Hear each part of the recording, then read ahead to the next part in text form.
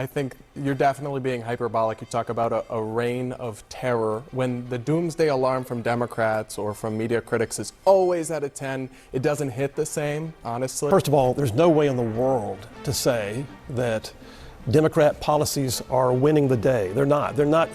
They would have won the election had that been the case. Also, I want to respond to you saying that I was hyperbolic when I talked about a reign of terror. Because that is hyperbolic. No, it might be hyperbolic for you as a white man. Oh, okay. It's certainly not hyperbolic for me as a racist. Latino. No, I'm not being racist. It's incredible to dismiss my opinion for being a white No, man. I'm not dismissing your opinion. I am telling you that what the Latino community, the brown community in America. Speak in one voice. Okay, well, let me speak with my voice. I mean, you said I was being hyperbolic. Let me respond. Sure. I'm not. You being a white man, that's an insult. Trump deranged Anna, the failure, Navarro, is back again because she failed miserably to get Kamala Harris elected. She's back again making a fool of herself and demonstrating herself to be a flat-out, blatant racist. One of the people who generally we consider to be completely despicable, a racist individual. She's racist as hell, okay? Because she's saying that this white man needs to shut up, talk to the hand.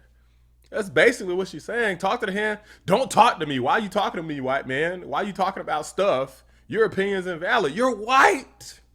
That's what Anna Navarro thinks, and that's what she said to this man's face. Now, obviously, this doesn't make any sense because not every person of color, be it black or Hispanic or any other race, thinks the same. Roughly 48% of Hispanics voted for Trump, which is something that I'm a little confused about. Why do people fail to acknowledge this? Whenever they talk, they wish so bad it was like 80, 90% like the black community.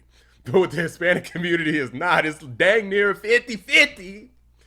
They don't want a bunch of illegal migrants coming in and making them look bad. That's really what it's about. They're taking up all the American resources. A bunch of these people just sat up here and waited in line, and then a bunch of illegal migrants just cut the line, so they're pissed. I'd be mad too. They're like, wait a minute, I don't get free food, free healthcare, free legal services. Like, this is crazy. They're like, get these people the hell up out of here. I waited like 10 years to get my citizenship. Why are these people on the fast track? Why are they getting all these good jobs? Why are they not paying income taxes like me? That's what a lot of these people are saying. So Anna Navarro over here just makes herself look like a stupid, dumb behind racist. Like always, without further ado, let's go ahead and react to this. Having been at the No Kings protests with a lot of Democrats, last month, a few weeks ago, there were protests in thousands of cities, millions of people out there protesting in small cities and big cities, small protests and huge protests, defying the fear, defying the reign of terror and retribution that Donald Trump is trying to impose on America. And so I think people are doing it. I don't know that this idea of let's find a messiah that leads Democrats out of the wilderness is going to work. I think he's right on that. But I see daily people rising up, amplifying the abuses that are happening under this administration and fighting back in their own ways, whether it's on social media, whether it's showing up in a protest, whether it's showing up to vote in some of these special elections. I see them doing it. No, I mean, I understand. So just so you guys know, this is sourcing from Barack Hussein Obama telling the Democrats to stop whining. Former President Barack Obama issuing, well, frankly, a blunt message to Democrats. Toughen up at a private fundraiser in New Jersey.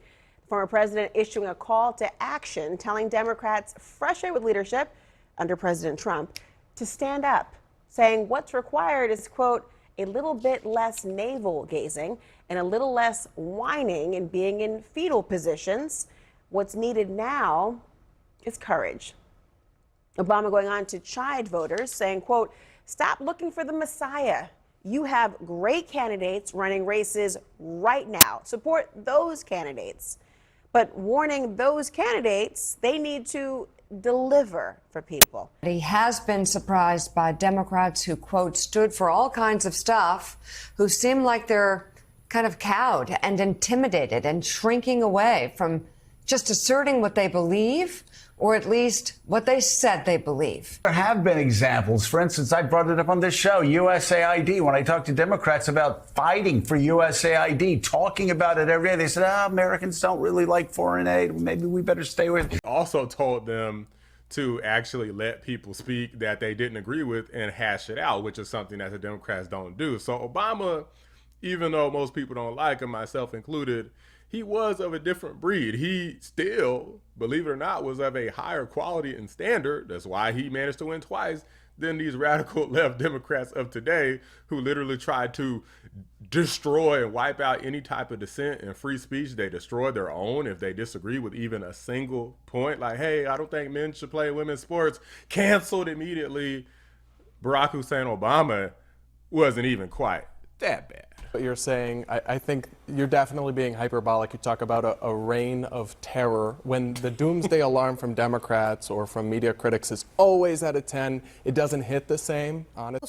Also, I want to respond to you saying that I was hyperbolic when I talked about a reign of terror. Because that is hyperbolic. No, it might be hyperbolic for you as a white man. Oh, okay. It's certainly So not hyperbolic for me being as a racist. Latino. No, I'm not being racist. It's incredible. Yeah, This is my no. opinion for Me being as a racist. Latino. Look at all the other Democrats on the panel. That's not racist. It's not racist at all to qualify someone's opinion based off of race, unless you're a white person doing it. But if you're a person of color doing it, it's okay. No, I'm not being racist. It's incredible to dismiss It's my really- opinion for being a white No, man. I'm not who's dismissing racist. your opinion. I am Yes, telling you you are. that It's- the Latino community, the brown lot of them community disagree with you. in You America. speak in one voice Okay, for well, them. let me speak with my voice. 48% And you said disagree. I was being hyperbolic. you Let me insulted me respond. racially, sure. I'm not. You being a white man as an insult? When you invoke it to dismiss my Being a opinion, white man yes. as an insult? When you invoke it, Are you? as an Do you argument. think? Do you think Latinos are living under circumstances I'm that gonna other hit people may pause not on be this right now conversation in because this country? we're about to have a whole conversation about that very thing. But I just want to make a point that, Brad, all she's saying is that her view of the situation is different from yours. I don't think that's an insult. She basically said I'm wrong because I'm a white man. She just said I see it. No, She I said I see it differently She because said I'm an I immigrant see it Latino. differently from you, which is not an Abby, insult. It's not, and it's also not a racial It's also insult. not an explanation why I'm But wrong. we have a lot more to discuss. Abby don't got no. You should feel ashamed of yourself. Abby Phillip never ceases to surprise me with the amount of idiocy. You would think that in order to get onto a show like this, I mean, that's probably why she's one of the most underpaid. I looked at the amount of money that Abby Phillip makes, and I'm not going to say how much money that I make, but we're real close. Okay, we're real close, and it's kind of pathetic, but that's probably the reason, because she's not intelligent. She's not drawing in people. Nobody's coming to this show to watch Abby Phillip. I know this isn't the point of this clip, but I'm making a different point. Nobody's coming to the show to watch Abby Phillip. They're coming to watch the guest on the show. They're coming to watch stupid Anna Navarro make a fool of herself and say something derogatory and start some crazy argument. They're coming to watch Scott Jennings cook an entire panel of liberals pretty much every day that he happens to be on the show. It looks like he, I guess, wasn't here on this day. Otherwise, he would have cooked Anna Navarro like he always does.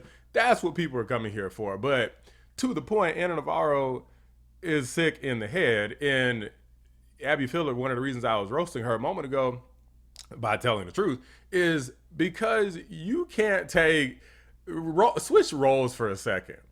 Imagine if, he's like, well, being some Latino woman, of course you're going to think that. Like, that doesn't make any sense. Like, you can't just dismiss. She basically dismissed him and his opinion. Oh, well, you're a white man. They're not. What do you got to worry about, white man? Like, you can't say stuff like that. The people who are being deported, these aren't even just Latino. These are people from all kinds of different countries. It might just so happen that a bunch of people came in from Mexico and El Salvador and South America looking. A lot of these people do look kind of similar, at least in terms of skin tone. Maybe not the rest, but skin tone. But that's it. The people who are racist and making that assumption, they're just locking up Latinos. Latinos, that's people like Anna Navarro. That's people like Abby Phillip. They're not the only ones getting sent back. They're taking anybody who's an illegal alien. Anna Navarro has no point here. The reason why she jumped to race is because she knows she can't make a valid argument. She knows that there's no valid point.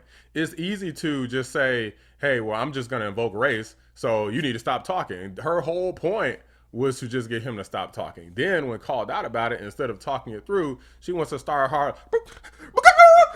Like, she wants to start all of that nonsense and just start hooting and hollering because she knows that effectively she's going to be able to have her way. She knows that this woke, dumb behind host, Abby Phillip, is going to have her back. She knows that the panelist was mostly filled with a bunch of radical left, dumb behind liberals who are going to defend anything that the person of color, especially the woman of color, said, and going to denounce anything that the white, more conservative leaning man said. So of course she was going to say stuff like that. But he has a good point. The Democrats are always on a 10. When are people, it's basically like crying wolf. I'm sure you all heard the story of the boy who cried wolf. If you always say it's a wolf, and next thing you know, the wolf actually comes and eats the dang child, then it's like nobody listens. They, you know, all they see is a shoe on the ground. They're like, what happened to him? I guess he lost his shoe. But no, that child got eaten, and it's because of the crying wolf. And that's what's going to happen. Nobody's going to believe if Trump actually does start crossing some lines into authoritarianism. Nobody's going to believe the fake news. Nobody's going to believe the radical left Democrats anymore, because they've been crying wolf the whole time and Project 2025 and making up all these stupid lies. Who the hell would believe them now? Who thinks the Democrats have any accountability? They've been saying that the world is going to end for every single Republican elected, and more so with Trump. They said it back in 2016. If it wasn't true in 2016, why the hell would it be true in 2024? But these are just my thoughts, guys. Let me know what you guys think. Drop a like on the video. Subscribe to the channel if you're new. I appreciate you watching The Black Anomaly. Rise in the channel. I'm out. What are the policies that you think are working? Because the truth is that the tail end of the last election was about Donald Trump. It just doesn't seem like there's anything being put on the table that is not in opposition to what Trump is doing.